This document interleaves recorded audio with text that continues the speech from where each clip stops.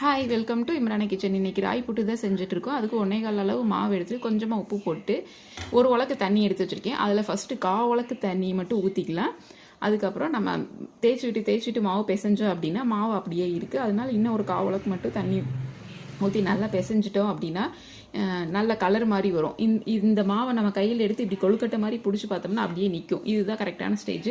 இன்றைக்கி நமக்கு 1/2 உலக்கு அளவு தான் தண்ணி தேவைப்பட்டது. அதுக்கப்புறம் ஒரு ஜல்லடை வச்சுட்டு ஜல்லடையில் எல்லா மாவையும் போட்டு நல்லா சலிச்சு எடுத்துக்கணும்.